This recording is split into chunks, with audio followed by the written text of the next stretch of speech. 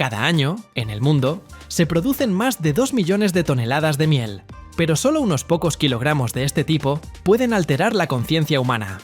En las altas montañas de Nepal, donde incluso el aire parece venenoso por la altitud, los cazadores de la tribu Gurung arriesgan sus vidas para recolectar la miel loca, un líquido que cuesta más que el oro y puede provocar visiones. ¿Por qué esta miel está prohibida en algunos países? ¿Y qué siente una persona que la prueba?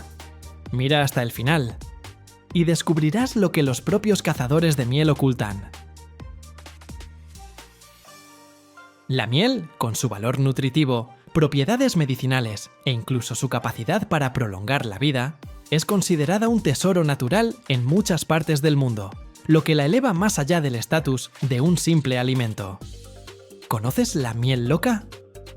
En las montañas más altas de Nepal crece esta miel única, y solo los cazadores de miel más valientes pueden llegar a ella.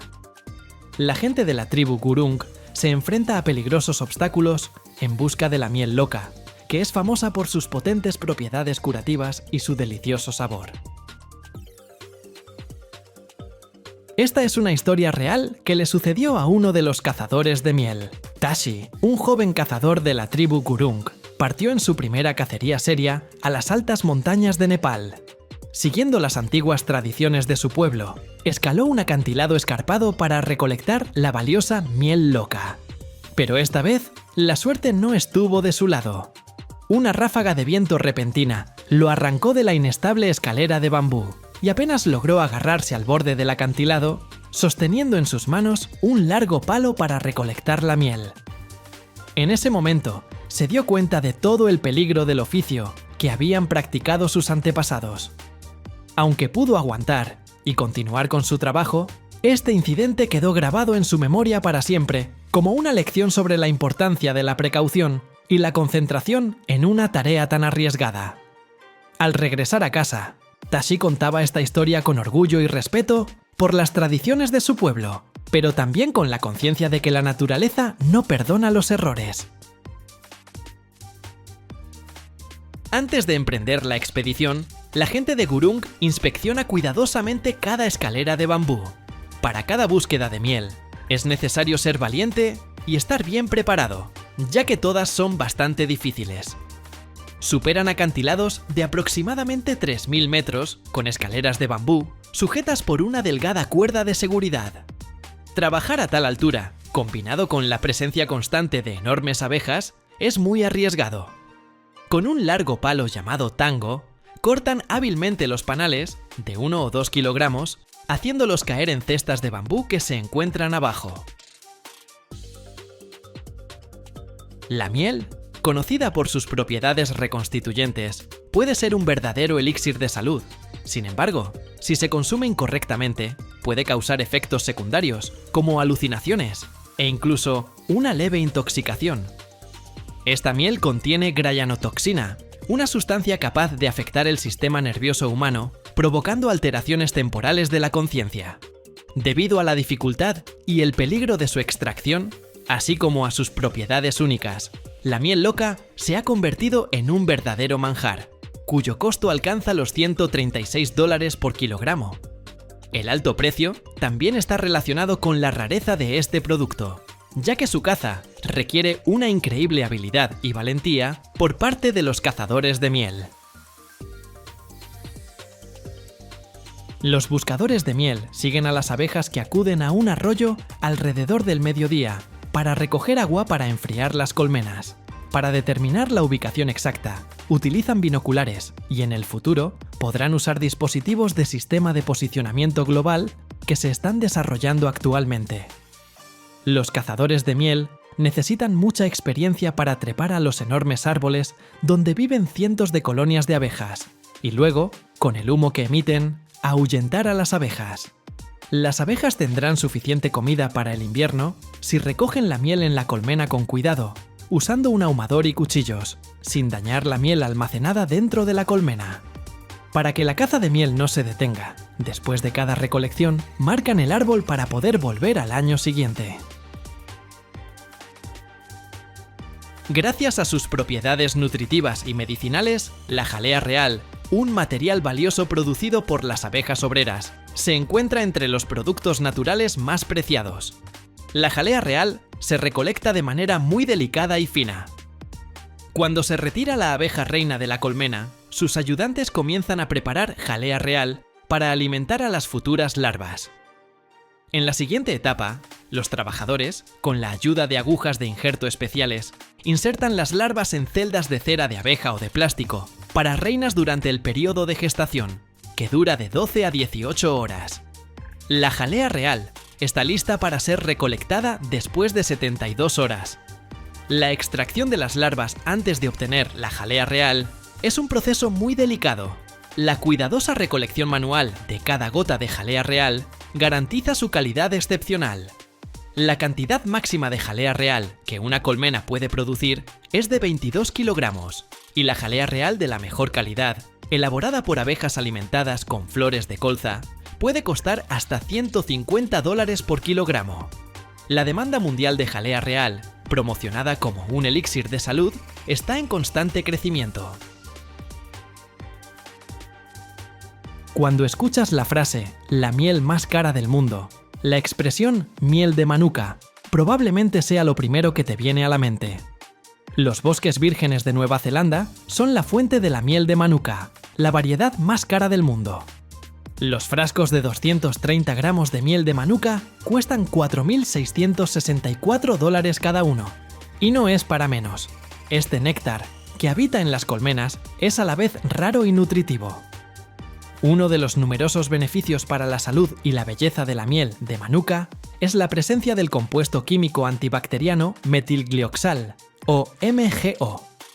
Recolectar la miel de Manuka es muy difícil, ya que las abejas tienen que volar 6 kilómetros para llegar a los lugares de floración, y la temporada de floración dura solo 12 días al año. La recolección de la miel de Manuka requiere todo un conjunto de conocimientos especiales y equipos de última generación. La miel se recolecta y extrae con equipos complejos y helicópteros durante un periodo de 2 a 6 semanas. Esto explica por qué pagarás 20 veces más por la miel de Manuka que por la miel común.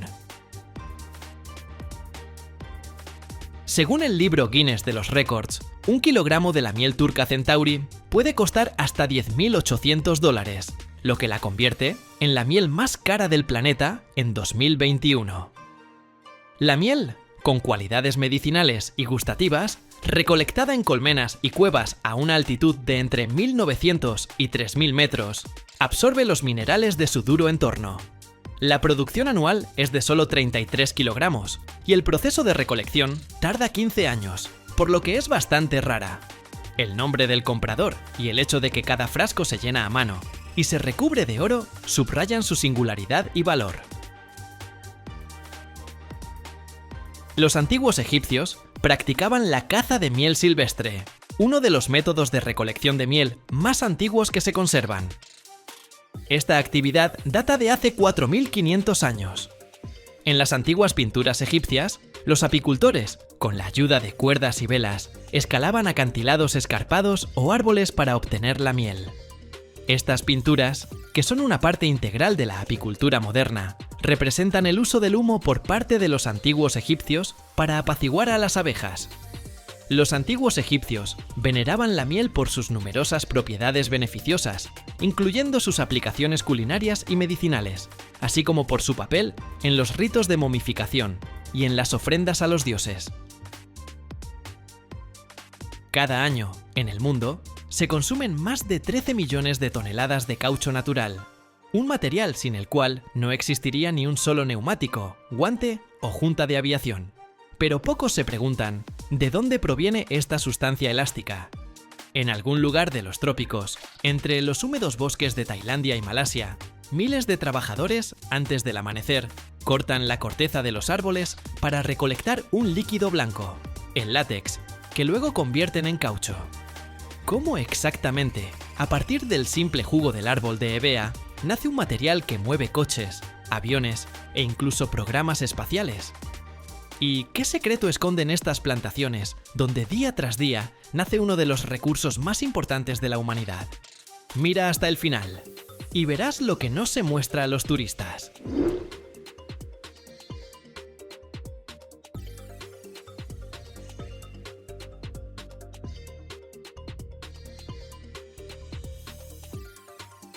Las plantaciones de caucho son grandes extensiones agrícolas donde se cultivan los árboles de hevea, que son la principal fuente de caucho natural.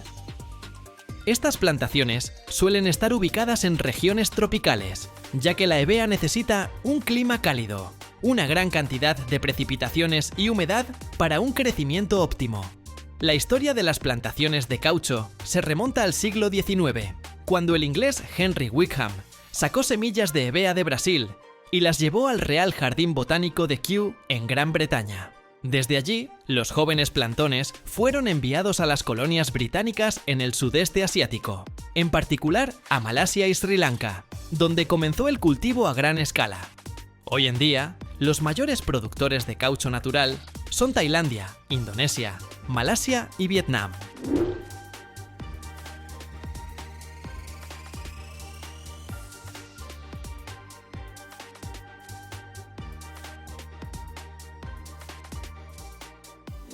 El proceso de recolección de caucho de los árboles se llama sangrado.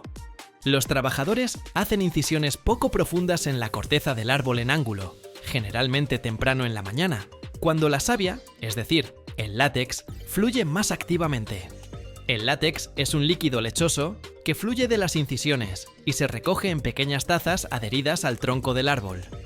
Es importante hacer las incisiones con cuidado para no dañar el cambium, la capa responsable del crecimiento del árbol, y no perjudicar la producción futura de látex. Un solo árbol puede producir látex durante muchos años, a veces hasta 25 o 30 años.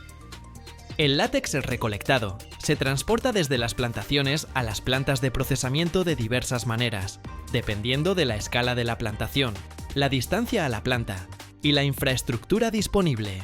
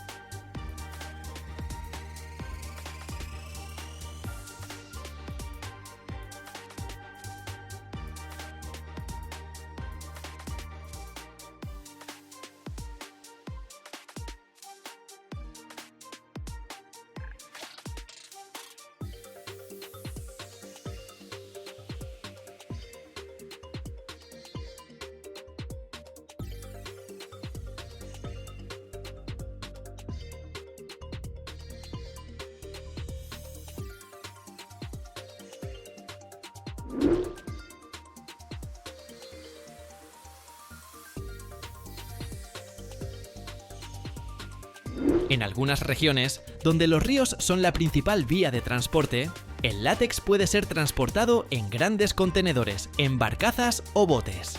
El objetivo principal del transporte es llevar el látex a la planta de procesamiento lo más rápido posible y en su estado inalterado, para garantizar la calidad del producto final. En las plantas de procesamiento, el látex recolectado de las plantaciones de caucho pasa por un proceso complejo pero bien establecido, cuyo objetivo es separar el caucho puro del agua y otras impurezas. Este proceso comienza inmediatamente después de la llegada del látex a la planta y consta de varias etapas clave que aseguran la obtención de caucho crudo de alta calidad.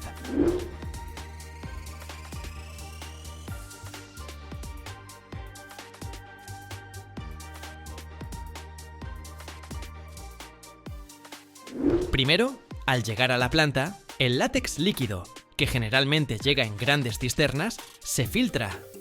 Esta etapa inicial de filtración ayuda a eliminar cualquier impureza mecánica grande, como trozos de corteza, hojas u otro material vegetal que pudiera haber entrado durante la recolección en la plantación o el transporte. Para ello se utilizan tamices o mallas de diferentes tamaños de poro. Después de la filtración, el látex se bombea a grandes tanques para su dilución. Generalmente, el látex recolectado de los árboles tiene una concentración de sólidos de alrededor del 35%.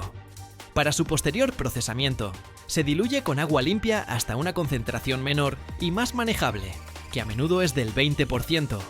Esta dilución ayuda a facilitar el proceso posterior de coagulación y a garantizar la uniformidad del producto obtenido.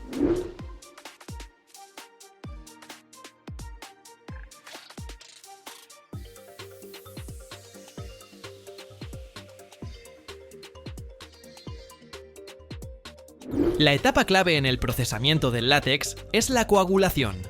El látex natural es una emulsión estable donde diminutas partículas de caucho están dispersas en un medio acuoso. Para separar el caucho, esta estabilidad debe romperse. Para ello, se añade un ácido al látex diluido, generalmente ácido fórmico o acético. El ácido reduce el pH del látex, destruyendo los factores estabilizadores y haciendo que las partículas de caucho se aglomeren y precipiten. El látex se deja en tanques especiales o grandes cubas donde se produce una coagulación gradual. Dependiendo del tipo de látex y del producto final deseado, el proceso de coagulación puede durar de varias horas a un día. Durante este proceso, el caucho se separa de la parte acuosa, formando una masa gelatinosa.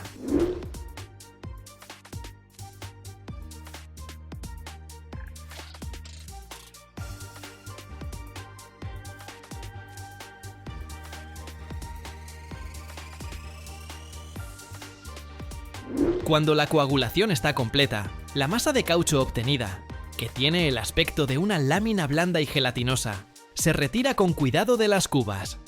Este caucho crudo luego pasa por una serie de rodillos.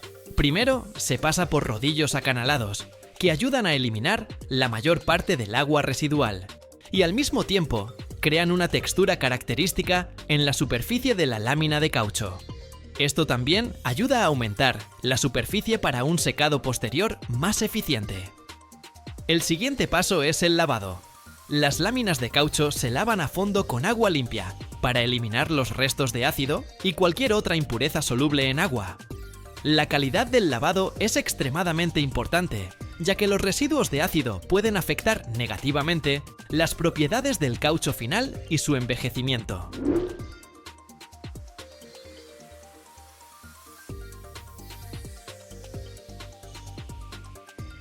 Después del lavado, las láminas de caucho están listas para el secado. Esta es una de las etapas más importantes, ya que de la eficiencia del secado dependen la calidad y la estabilidad del producto. El secado puede realizarse de diferentes maneras. Tradicionalmente, las láminas se cuelgan en cámaras de secado especiales, donde se exponen a humo caliente. El humo no solo seca el caucho, sino que también le da su característico color marrón dorado y propiedades fungicidas, lo que ayuda a prevenir el desarrollo de moho. El proceso de secado y ahumado puede durar de varios días a una semana. Para otros tipos de caucho crudo, se utilizan secadores mecánicos, donde el caucho se tritura en pequeños gránulos o migajas y luego se seca con aire caliente en secadores de túnel. Esto acelera significativamente el proceso de secado, permitiendo obtener el producto terminado en unas pocas horas. Después del secado, las láminas o gránulos de caucho terminados se clasifican por calidad según las normas internacionales y luego se prensan en grandes bloques o balas. Estos bloques se empaquetan, generalmente en película de polietileno, y se marcan antes de ser enviados a los consumidores de todo el mundo. Cada bloque tiene su propio peso, generalmente 33 kilogramos o 111 kilogramos, lo que simplifica la logística y el comercio.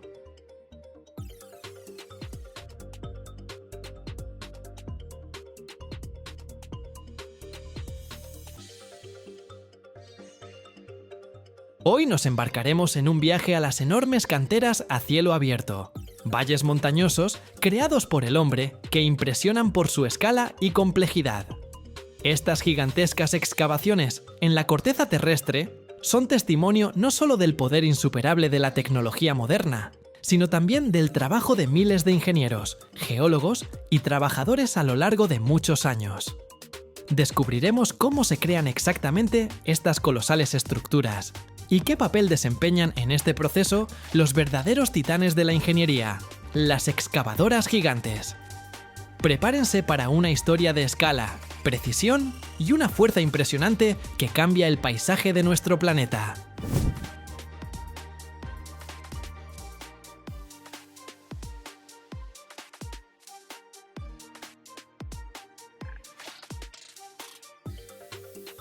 Las excavadoras de cantera más grandes, por ejemplo, las palas de cable eléctricas, pueden pesar más de 1000 toneladas. Algunos modelos de excavadoras de rueda de cangilones, utilizadas en Europa, alcanzan un peso de más de 13.000 toneladas, y son las máquinas terrestres más grandes del mundo. La creación de una cantera no es simplemente cavar un hoyo. Es un proceso extremadamente complejo y de múltiples etapas que comienza mucho antes de que la primera excavadora muerda la tierra. Todo comienza con una minuciosa exploración geológica. Equipos de geólogos pasan años estudiando las entrañas de la tierra, perforando pozos, tomando muestras para determinar con precisión la ubicación de los minerales, su profundidad, calidad y volúmenes. Es como una enorme historia de detectives, donde cada muestra de roca es una pista importante.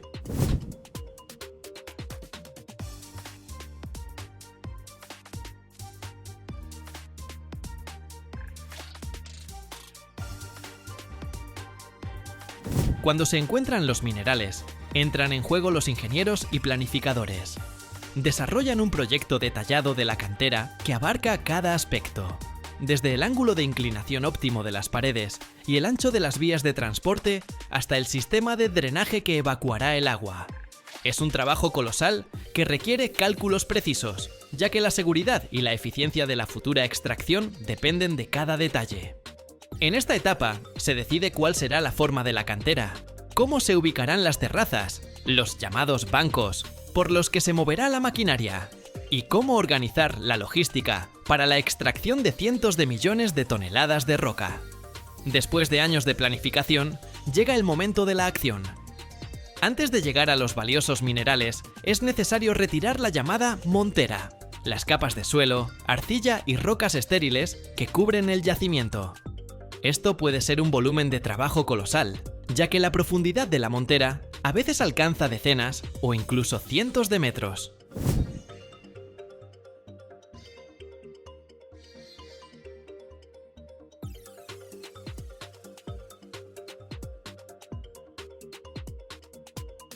Es aquí donde entran en escena las excavadoras gigantes. Son verdaderos colosos que pesan cientos o incluso miles de toneladas, con cucharones del tamaño de una habitación pequeña, capaces de agarrar decenas de metros cúbicos de tierra de una sola vez. Trabajan en pareja con los camiones volquete de cantera, otros titanes que pueden transportar más de 300 y algunos hasta 400 toneladas de carga en un solo viaje. Las excavadoras cargan la montera en los camiones volquete, que luego la transportan a vertederos especialmente designados, creando montañas artificiales enteras. El volumen del cucharón de estas máquinas puede ser de 40 a 70 metros cúbicos, y en los modelos más grandes, de hasta 100 metros cúbicos. Esto significa que, de una sola cucharada, una excavadora así puede levantar una carga equivalente a 100 o más toneladas de roca, o albergar de 5 a 7 coches. Si las rocas son demasiado duras para ser extraídas directamente por la excavadora, se recurre a las voladuras. Las perforadoras taladran profundos agujeros en las rocas, donde luego se colocan explosivos. Una explosión controlada fragmenta la roca, haciéndola accesible para las excavadoras.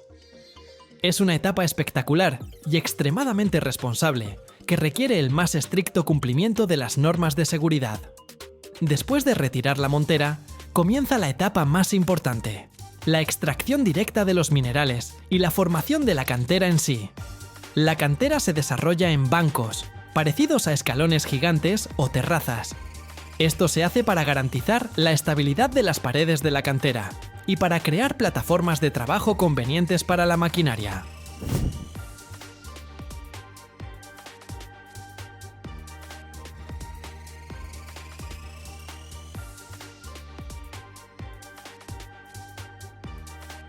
En cada banco trabaja su propia armada de excavadoras.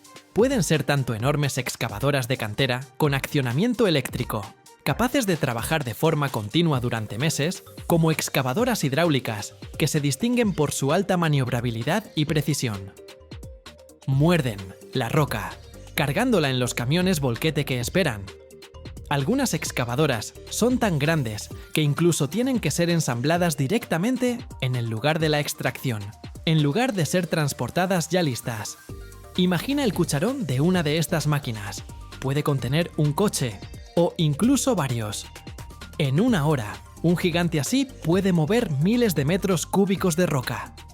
La cantera se profundiza por bancos, expandiéndose gradualmente. Se parece a una enorme espiral que desciende a las entrañas de la Tierra. Constantemente trabaja todo un ballet de máquinas. Las excavadoras cavan. Los camiones volquete transportan. Las topadoras nivelan las plataformas y las motoniveladoras mantienen las carreteras en buen estado. A veces, para rocas especialmente blandas o para trabajar en lugares de difícil acceso, se pueden utilizar excavadoras de rueda de cangilones, máquinas colosales, con una rueda giratoria equipada con muchos cangilones que muerden continuamente la roca y la descargan por una cinta transportadora. En una hora, una excavadora gigante puede mover de 4.000 a 10.000 metros cúbicos de roca. Imagina cuánto tiempo tardaría una persona normal con una pala para lograr ese resultado. Todo el proceso va acompañado de un control continuo. Los geólogos toman constantemente muestras de roca para asegurarse de que se está extrayendo exactamente lo que se necesita y que la calidad cumple con los requisitos. Los ingenieros supervisan la estabilidad de las laderas, el estado de las carreteras y la seguridad de los trabajos.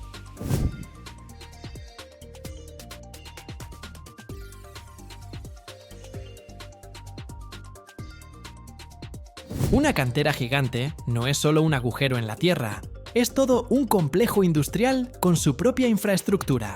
Para garantizar el funcionamiento ininterrumpido de tal coloso, se necesitan miles de kilómetros de carreteras para los camiones volquete, sistemas de suministro de energía para las excavadoras eléctricas, talleres para el mantenimiento y la reparación de la maquinaria, así como edificios administrativos, comedores e incluso campamentos residenciales para los trabajadores. El drenaje del agua tiene una importancia especial. En muchas canteras funcionan constantemente potentes estaciones de bombeo que extraen las aguas subterráneas y de lluvia para garantizar la seguridad de la maquinaria y evitar inundaciones. Sin un sistema de drenaje eficaz, la cantera se convertiría rápidamente en un lago. El mineral extraído luego llega a las plantas de procesamiento, que a menudo se encuentran justo al lado de la cantera. Allí se tritura, se enriquece, se purifica, convirtiéndolo en un producto terminado que luego, en vagones de tren o camiones, se envía a los consumidores de todo el mundo. La vida de una cantera no es eterna. Cuando las reservas de minerales se agotan o la extracción se vuelve económicamente inviable, la cantera se cierra. Pero esto no significa que simplemente se abandone. Las normas modernas exigen la rehabilitación, la restauración de las tierras alteradas. Las antiguas canteras pueden convertirse en lagos, parques forestales, tierras agrícolas o incluso zonas recreativas. Es un proceso complejo y costoso, que es una parte importante de una minería responsable.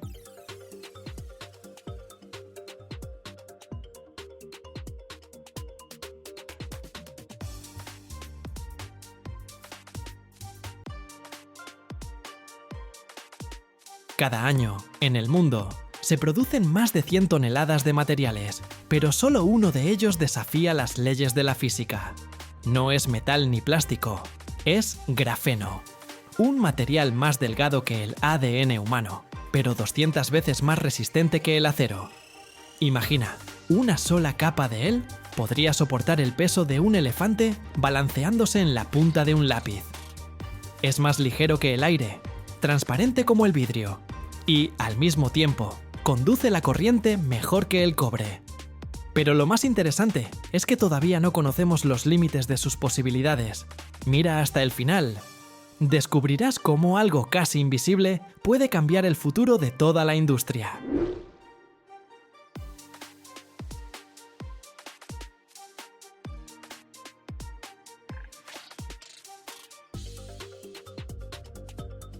Así pues, el grafeno es un material bidimensional que consta de una sola capa de átomos de carbono, dispuestos en una densa red bidimensional en forma de hexágonos.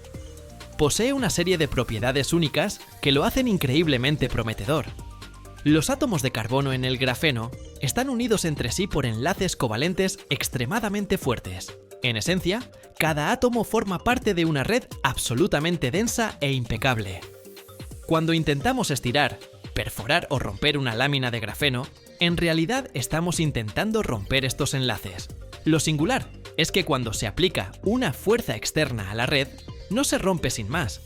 En cambio, la perfecta red hexagonal asegura una distribución uniforme de la tensión por todo el material.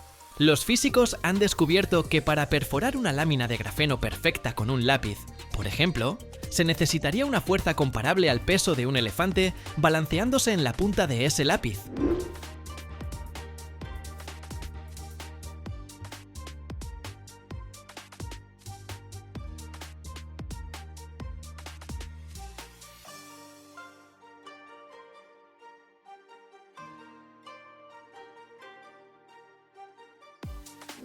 ¿Por qué hablamos precisamente de peso? Este es un punto críticamente importante. Cuando los científicos comparan materiales, evalúan su relación específica de resistencia a peso. Por ejemplo, el acero es un material resistente, pero también es muy pesado. Y el grafeno es tan resistente como el acero, e incluso más, pero su peso es insignificante. Una hoja de grafeno es tan delgada que 1 kilogramo de este material podría cubrir un área comparable a varios campos de fútbol. Esto significa que si tomáramos un trozo de grafeno y un trozo de acero de alta calidad del mismo peso, el grafeno soportaría 200 veces más carga antes de deformarse o romperse. Esta característica lo convierte en el candidato ideal para crear materiales compuestos ultraligeros y ultrarresistentes para la industria aeroespacial, blindajes y equipamiento deportivo de alta tecnología. Imagina que incluso la más mínima adición de grafeno a materiales comunes, como plásticos o resinas epoxi, puede transformarlos en algo completamente nuevo. Los científicos ya están trabajando en la creación de chalecos antibalas ultrafinos, pero impenetrables, que pesan mucho menos que la armadura de Kevlar tradicional. Añadir una pequeña cantidad de grafeno al hormigón puede hacerlo significativamente más resistente a las grietas y los daños, prolongando la vida útil de puentes y edificios. Las carrocerías y fuselajes de aviones, creados a base de grafeno, serán más ligeros, lo que supondrá un ahorro considerable de combustible, pero al mismo tiempo se volverán mucho más resistentes y seguros. Así, el grafeno es la encarnación de una paradoja. Es casi invisible, pero en resistencia supera a los metales más fuertes. Esto abre una era completamente nueva en la ciencia de los materiales, donde los materiales son a la vez ligeros, flexibles e insuperablemente resistentes. La producción de grafeno es un verdadero rompecabezas para los científicos. Se puede obtener de 3 maneras principales, que difieren en precio, calidad y volúmenes de producción. Imagina que tienes la tarea de fabricar una lámina finísima, pero tiene que ser perfecta.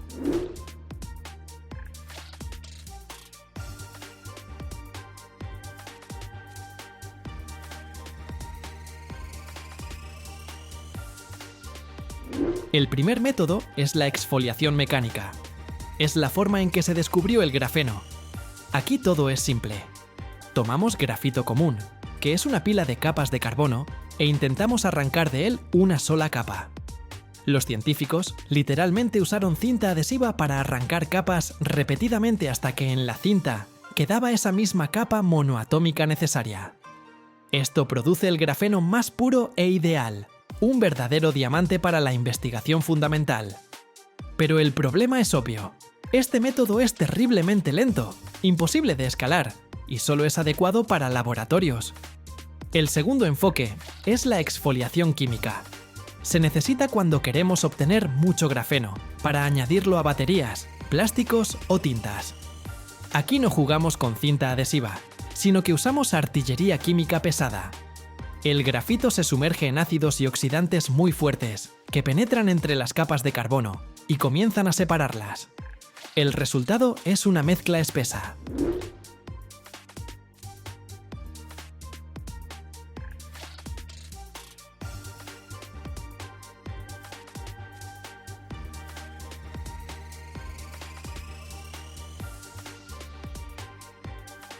Luego, se trata con ultrasonido, como si fuera una batidora, y las capas de grafito se separan finalmente en agua u otro disolvente. Esto se llama óxido de grafeno. Después de esto, el óxido de grafeno necesita ser reducido para que vuelva a conducir la electricidad.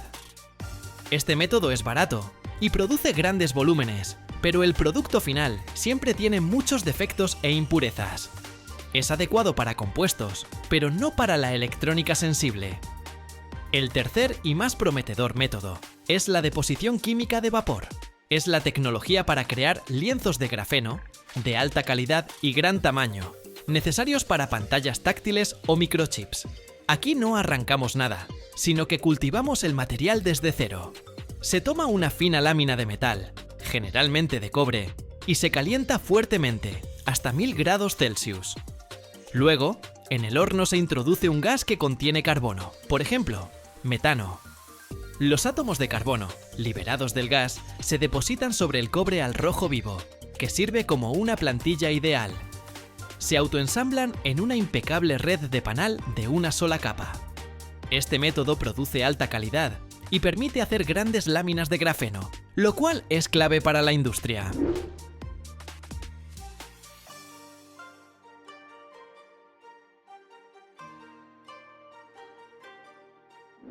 Lo más difícil después de esto es retirar con cuidado la película de grafeno de la base metálica y transferirla al material deseado, por ejemplo, a un plástico flexible, sin dañar la frágil estructura. Si hablamos de dinero, el mercado mundial de grafeno se valora actualmente en cientos de millones de dólares estadounidenses y, según la mayoría de las previsiones, crecerá muy rápidamente, a menudo duplicándose cada pocos años. Los analistas esperan que para finales de la década, este mercado pueda superar los 1000 millones de dólares. Esto demuestra que los inversores creen en la adopción masiva del grafeno. A diferencia de los productos básicos, el mercado del grafeno está muy segmentado por tipo y calidad. La mayor parte de la producción en peso es de óxido de grafeno reducido y escamas de grafeno. Se fabrican por el método químico y se utilizan para reforzar compuestos, recubrimientos y tintas. Son baratos, pero tienen muchos defectos. Es el llamado volumen barato.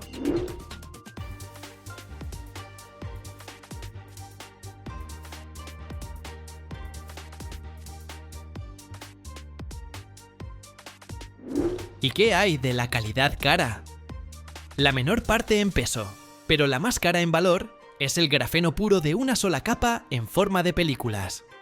Se necesita para la electrónica de alta tecnología y es muy caro debido a la complejidad de su producción y transferencia. El mercado de la producción de grafeno está muy concentrado en Asia, especialmente en China.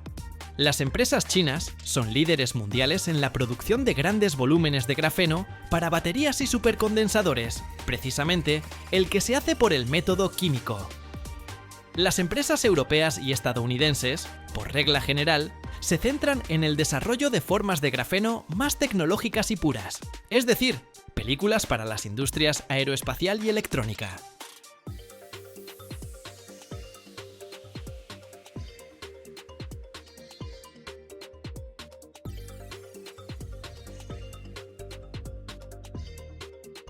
Cada año, en el mundo, más de 40 millones de coches salen de circulación. Imagina una cordillera de metal, vidrio y caucho que se extiende hasta el horizonte. Pero para África, esto no es basura, es un verdadero tesoro. En Lagos, en el corazón de Nigeria, funciona el mercado de repuestos de automóviles usados más grande del mundo, donde trabajan decenas de miles de personas y el nivel de reutilización de piezas alcanza un increíble 95%. Aquí, cada tornillo, cada válvula e incluso un faro roto obtienen una segunda vida. Y ahora imagina, un trozo de un viejo Volkswagen, que una vez circuló por Berlín, puede convertirse en parte de un nuevo rascacielos en Lagos. Mira hasta el final y descubrirás un secreto que cambiará tu percepción sobre la muerte de un coche.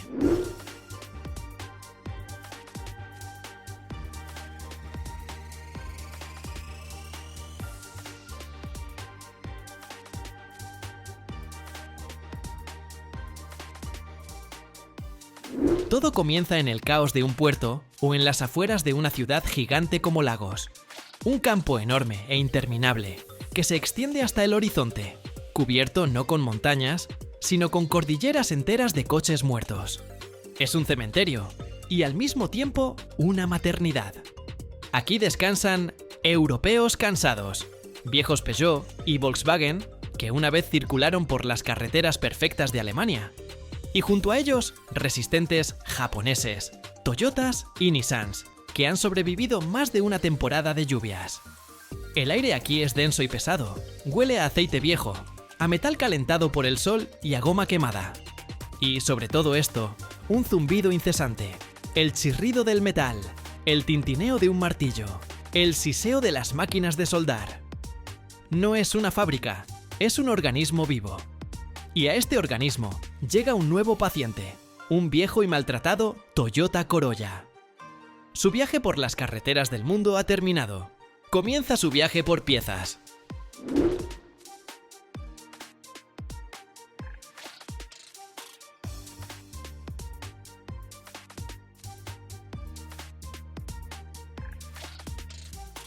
Apenas se ha enfriado, cuando una bandada de cirujanos se abalanza sobre él. No son robots, son personas, cada una un especialista en su campo. Aquí no hay cadena de montaje, hay equipos. El primer equipo, armado solo con llaves y destornilladores, se sumerge en el interior. En cuestión de minutos, de allí salen volando los asientos, los paneles de las puertas, el salpicadero, el volante. Cada elemento se inspecciona cuidadosamente. Si un asiento está simplemente sucio, se llevará al lavado, se limpiará y se venderá como nuevo. Si la tapicería está rota, se quitará, y el armazón irá a un soldador que lo reparará y preparará para una nueva tapicería. El salpicadero se desmontará en sus componentes: velocímetro, tacómetro, botones. Todo esto son artículos valiosos por separado. Mientras el primer equipo desguaza el interior, el segundo ya ha abierto el capó. Son los cardiocirujanos. Su objetivo, el corazón del coche, el motor y la caja de cambios. Con una velocidad y coordinación increíbles, desconectan todas las mangueras, cables y soportes.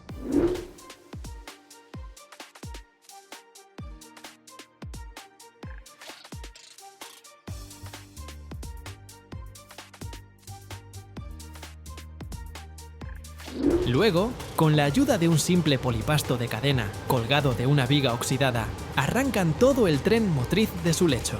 El motor no se envía a la fundición. ¡Oh, no! Es el tesoro más valioso. Se llevará a un taller donde se desmontará por completo, hasta el último tornillo. Cada pieza, pistones, válvulas, cigüeñal, se lavará a fondo con gasolina y se comprobará su desgaste. Si una pieza está en buen estado, irá a un banco de órganos para reparar otros motores. Si está desgastada, se restaurará o se venderá como chatarra. Con varios de estos motores muertos, un genio mecánico local puede ensamblar uno que funcionará durante otros 10 años. Mientras tanto, junto a nuestro Toyota, ya trabaja el tercer equipo, los cosmetólogos. Quitan los paneles de la carrocería, puertas, aletas, capó, parachoques. Cada pieza se evalúa. Si una puerta está intacta, simplemente se venderá. Si tiene una abolladura, no es un problema.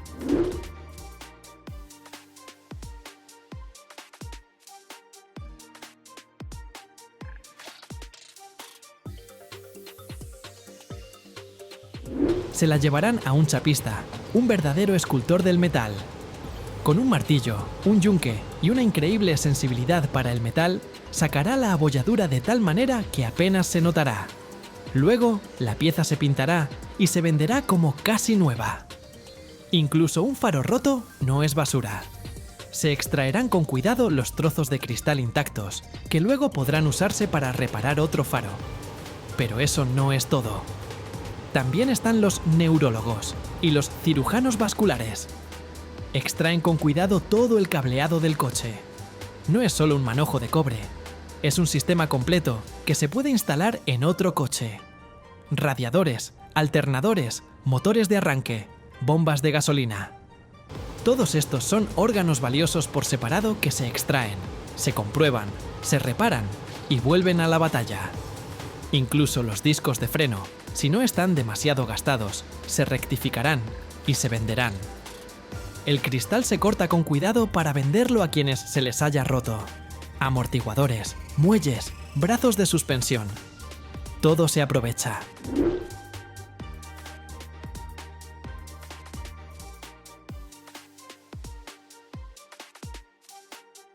Y así, después de unas horas, en el lugar donde estaba el coche, solo queda un esqueleto desnudo y destrozado. Una carrocería sin puertas, sin ruedas, sin entrañas. Parecería que esto ya es el final. Pero no. Llega el momento de los carniceros finales. Armados con sopletes de acetileno, como demonios, se lanzan sobre este esqueleto. Con un siseo y deslumbrantes haces de chispas que huelen a pintura quemada, lo cortan en trozos de un tamaño conveniente para el transporte. Y estos trozos de metal, la antigua carrocería, emprenden su último viaje. A una acería local, a menudo improvisada. Allí, en hornos artesanales, donde la temperatura supera los 1000 grados Celsius, este metal se vuelve a fundir. El acero líquido e incandescente se vierte en simples moldes de arena, y de él nacen cosas nuevas y sencillas. Barras de refuerzo para la construcción, tapas de alcantarilla, herramientas agrícolas simples o incluso ollas de cocina.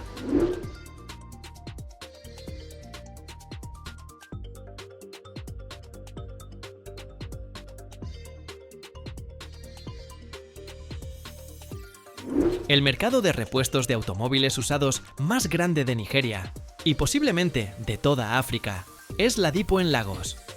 No es solo un mercado, es una ciudad dentro de una ciudad, que ocupa una superficie de decenas de hectáreas. Aquí trabajan más de 30.000 personas, mecánicos, vendedores, chapistas, electricistas. La facturación anual de este único mercado se estima en cientos de millones de dólares. Es una economía gigantesca, en su mayoría informal, que da empleo a toda una generación. A diferencia de los países occidentales, donde muchas piezas simplemente van a la prensa junto con la carrocería, en Nigeria el nivel de reutilización de piezas de un solo coche se acerca al 95%. Prácticamente nada se tira. Los motores y las transmisiones son la mercancía más valiosa. El motor de un modelo popular, como un Toyota Camry, puede venderse por 500 o incluso $1000 o más, dependiendo de su estado. Es una cantidad de dinero enorme.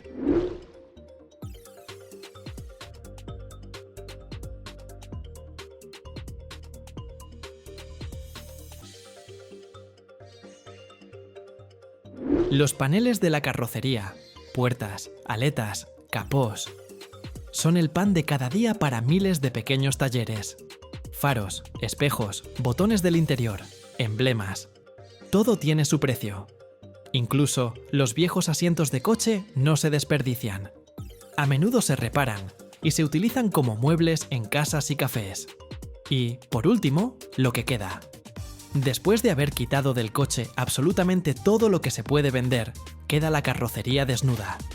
Su peso representa aproximadamente el 30% del peso inicial del vehículo. E incluso este resto no se desperdicia. En Nigeria operan numerosas pequeñas acerías, a menudo artesanales, que refunde esta chatarra. Anualmente, procesan cientos de miles de toneladas de este metal, convirtiéndolo en barras de refuerzo para la construcción local. Esto significa que un rascacielos que se construye hoy en Lagos bien podría contener un trozo de un Volkswagen, que una vez circuló por las calles de Berlín.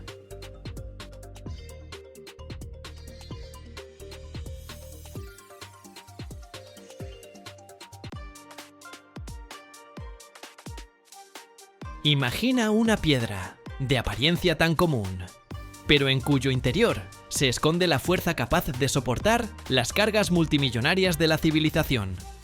Cómo, a partir de una roca sin rostro, nace una carretera que soportará millones de coches. Cómo la vibración de las mandíbulas de acero transforma un monolito en los diminutos cristales de las futuras ciudades. Cada año, solo en los Estados Unidos, se trituran más de 1000 millones de toneladas de rocas. Y este estruendo se oye mucho más allá de las canteras. Pero hay un detalle que no se cuenta en los informes públicos. Lo que se esconde en el polvo y los golpes de estas máquinas podría cambiar tu percepción sobre una simple piedra. Mira hasta el final y descubrirás el secreto que esconde la industria.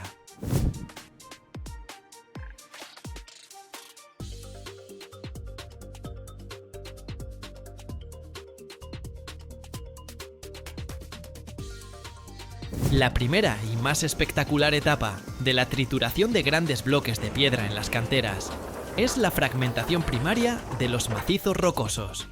El proceso en sí comienza cuando enormes masas de roca, a veces del tamaño de decenas de toneladas, se alimentan a complejos de trituración especiales. Estos complejos están equipados con potentes trituradoras de mandíbula, capaces de manejar rocas extremadamente duras y resistentes. En el momento de la trituración de las piedras, se puede observar una impresionante colisión de las superficies de acero de la trituradora con la roca, acompañada de golpes sordos y un estruendo que se oye a gran distancia. Las mandíbulas de la trituradora se mueven con una fuerza capaz de romper las rocas más duras, destruyendo enormes peñascos en fragmentos más pequeños. Todo el proceso está automatizado y se lleva a cabo a alta velocidad, lo que garantiza una producción continua y eficiente.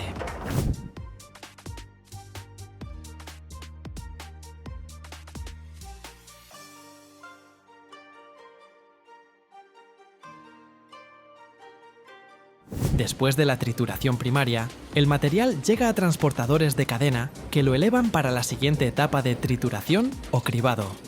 La vulnerabilidad del proceso reside en que, incluso en las etapas iniciales, se necesita un control cuidadoso, ya que los golpes demasiado intensos pueden causar una trituración excesiva o la formación de polvo, lo que afecta negativamente la calidad del producto. Las características técnicas de las trituradoras son impresionantes. Motores con una potencia de cientos de kilovatios y pesadas estructuras de acero, que pesan decenas de toneladas, garantizan un funcionamiento estable incluso bajo cargas significativas. La temperatura de las piezas metálicas aumenta, pero los sistemas de refrigeración mantienen un régimen óptimo para un funcionamiento prolongado e ininterrumpido. Se utilizan varios tipos principales de rocas. Estas rocas tienen diferentes propiedades y se aplican según sus características técnicas.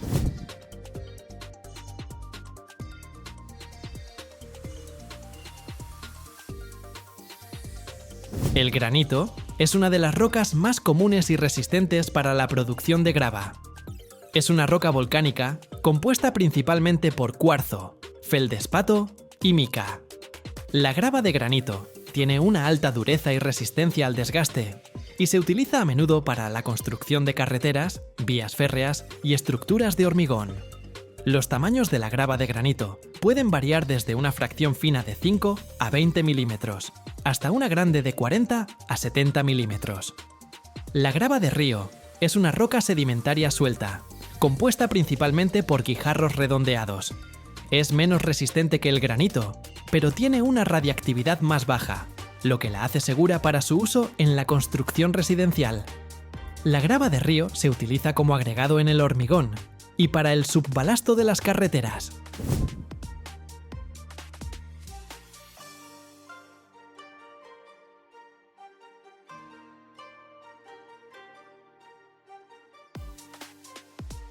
La piedra caliza es una roca sedimentaria que se utiliza principalmente en la construcción de carreteras, como base y subbase bajo el asfalto o las losas de hormigón. La grava de piedra caliza tiene una dureza más baja, pero es un material económicamente ventajoso. La cuarcita es una roca metamórfica de alta dureza y resistencia al desgaste. Se utiliza para el subbalasto de aeródromos y en el diseño de paisajes. La andesita es una roca volcánica con buena ecología y resistencia al desgaste. Se utiliza para la producción de grava y como componente en el hormigón. Estas piedras naturales se extraen en canteras, donde se someten a una trituración explosiva o mecánica con posterior clasificación.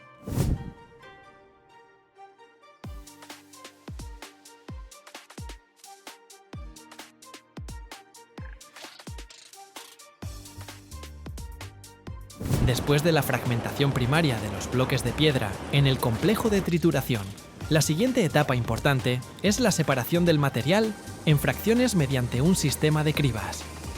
Este proceso no es menos espectacular y está precisamente ajustado, ya que de la calidad de la clasificación dependen la homogeneidad y la conformidad del material con los requisitos técnicos.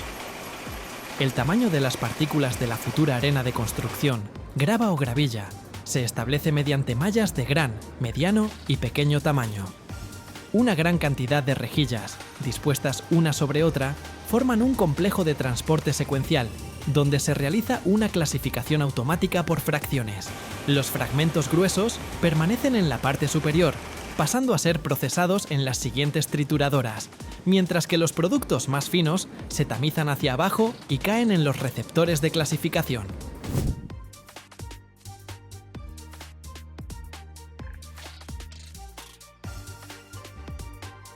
Todo el sistema está sincronizado y funciona en modo automático. Cada malla se limpia regularmente de obstrucciones para evitar paradas y no comprometer la calidad del producto.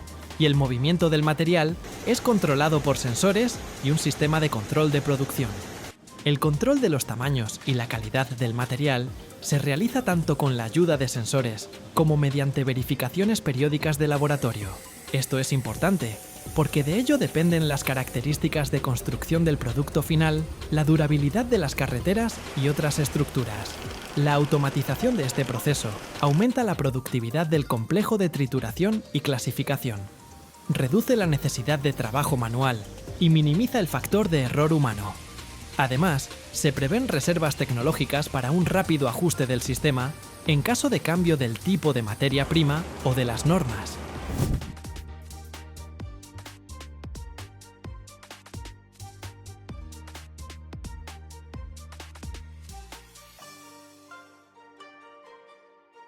La vulnerabilidad de esta etapa reside en que una separación de calidad del material en fracciones garantiza el máximo aprovechamiento de la materia prima natural y crea excelentes condiciones para la posterior fabricación de mezclas de hormigón, cimientos, carreteras y vías férreas.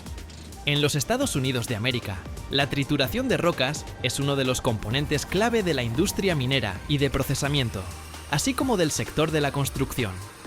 Según datos del Servicio Geológico de los Estados Unidos, el volumen anual de extracción y trituración de minerales no metálicos, incluyendo granito, piedra caliza y mezclas de arena y grava, asciende a decenas de millones de toneladas.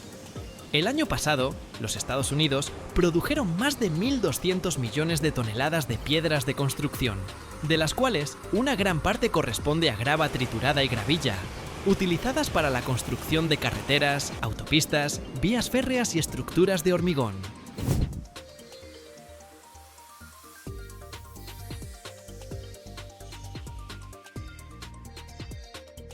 Esto representa, aproximadamente, un tercio de la producción mundial de dichos materiales.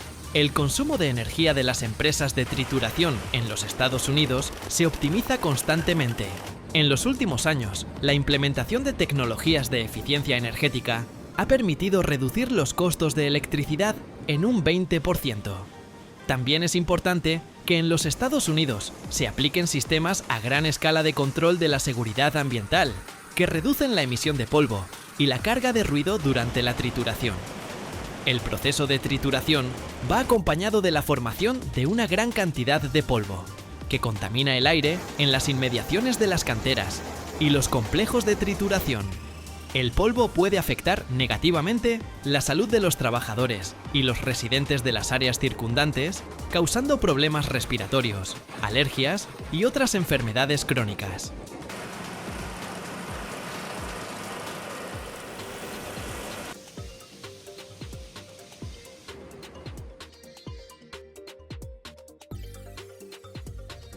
Cada año, en el mundo, se producen más de 8.000 millones de metros cuadrados de vidrio, suficiente para cubrir un país entero.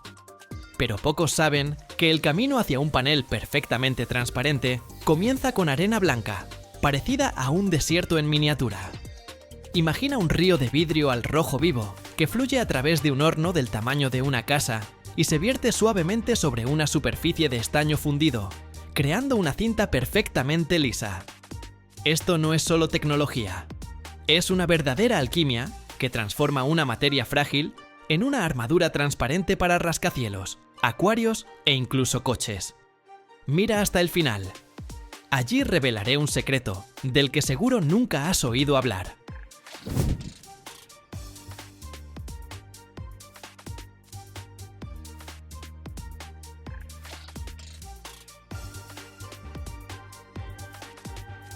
Todo comienza en un enorme almacén de materias primas parecido a un desierto en miniatura. El ingrediente principal, que constituye alrededor del 70% de nuestro futuro producto, es arena de cuarzo de la más alta pureza.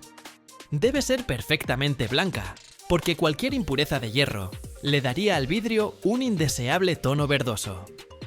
Junto a la montaña de arena hay colinas de otros polvos blancos, carbonato de sodio, que actúa como un fluidificante, bajando la temperatura de fusión, y piedra caliza, que le da al vidrio estabilidad y resistencia. Un gigantesco cargador de pala coge toneladas de cada ingrediente y los vierte en enormes silos. Desde allí, por orden de una computadora, se transportan por una cinta transportadora a un mezclador. Es un tambor giratorio gigante donde todos los componentes, incluida una cantidad significativa de vidrio reciclado, se mezclan en una mezcla perfectamente homogénea llamada carga.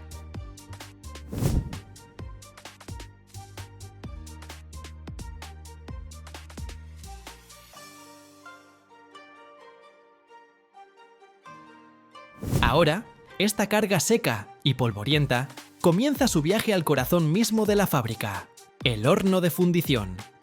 Una enorme piscina, revestida por dentro con ladrillos refractarios, del tamaño de una casa pequeña. Es un horno que nunca duerme. Funciona de forma continua, durante años, manteniendo en su interior una temperatura de 1600 grados Celsius. La carga, en un flujo continuo, se vierte por una cinta transportadora en un extremo de este horno. Al caer en este infierno, comienza a fundirse instantáneamente, convirtiéndose en un río espeso, viscoso y de un naranja cegador de vidrio líquido. Este río fluye lentamente a través de toda la piscina, y durante este tiempo, todas las burbujas de gas salen de él, y la masa se vuelve perfectamente homogénea. Y entonces, este río de fuego brillante sale del horno y llega al invento más genial del mundo del vidrio, el baño de flotado. Es un largo túnel hermético, lleno no de agua, sino de estaño fundido. El estaño tiene una superficie perfectamente lisa y especular.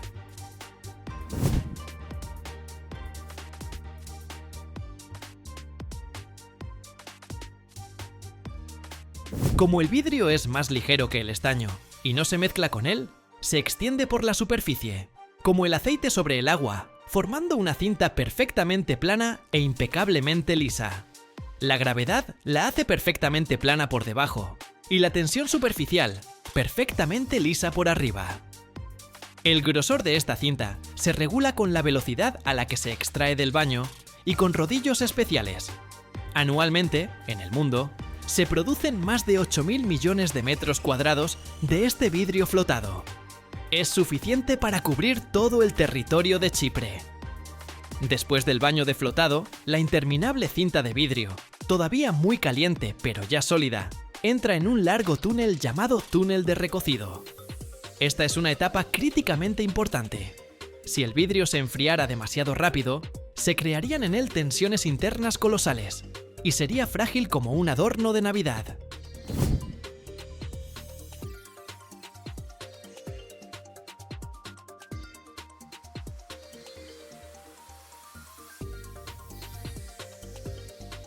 Pero en el túnel, de cientos de metros de largo, la temperatura del vidrio se reduce lenta y muy controladamente, desde 600 grados hasta la temperatura ambiente.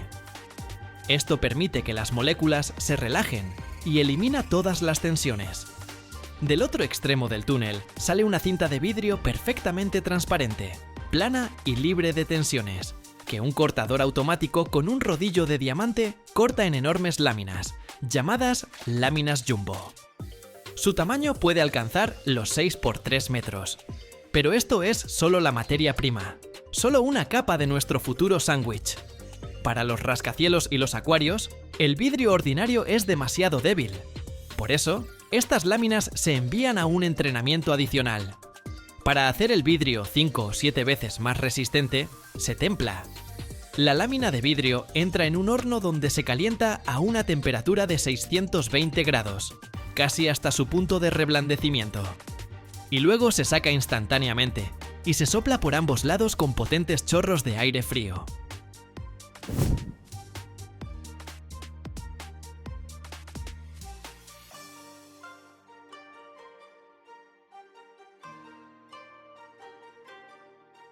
La superficie exterior del vidrio se enfría instantáneamente y se contrae, formando un resistente caparazón, mientras que la parte interior se enfría más lentamente. Esto crea unas tensiones internas increíbles que hacen que el vidrio sea locamente resistente. Si tal vidrio se rompe, se deshará en miles de pequeños cubos seguros y no en fragmentos afilados como dagas. Pero incluso el vidrio templado es solo una capa. Para crear una verdadera armadura, se utiliza el proceso de laminado. Se toman 2 o más láminas de vidrio y entre ellas se coloca una fina película transparente de polivinilbutirol. Este sándwich se envía a un horno especial llamado autoclave. En su interior se crea una alta temperatura y una enorme presión. Bajo la acción del calor y la presión, la película se derrite y pega firmemente las láminas de vidrio en un único bloque monolítico. Si tal vidrio se rompe, no se deshará.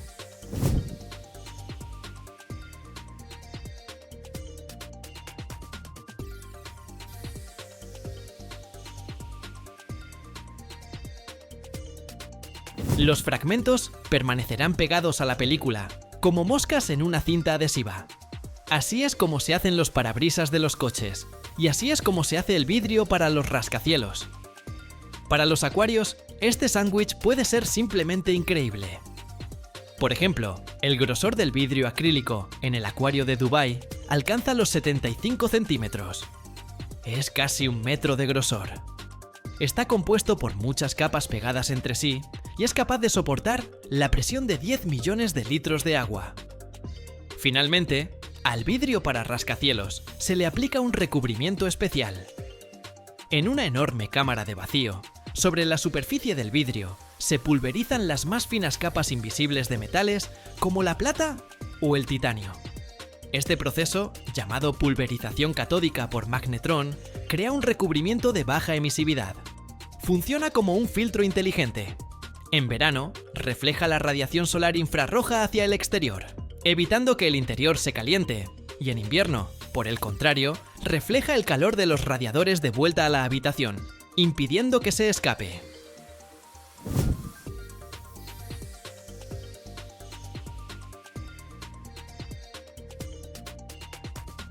Esto permite reducir los costos de calefacción y aire acondicionado de un rascacielos en un 30 o 50%. Y solo después de todas estas complejas, calientes y precisas operaciones, la arena común se convierte en una armadura transparente de alta tecnología, lista para convertirse en un muro invisible entre el hombre y los elementos. De la fábrica sale un enorme y perfectamente limpio panel de vidrio. Es resistente, pero al mismo tiempo increíblemente frágil a los golpes puntuales y las vibraciones. ¿Cómo transportarlo intacto a cientos de kilómetros? Para ello se utilizan camiones especiales que parecen extraños esqueletos metálicos. Son los llamados inloaders.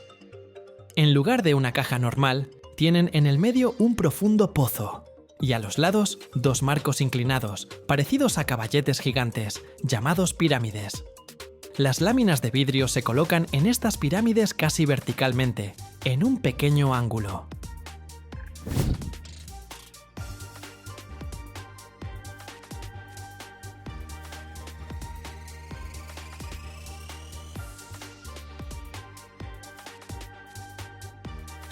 Esto se hace para que el peso se distribuya uniformemente y para minimizar la carga de las vibraciones de la carretera.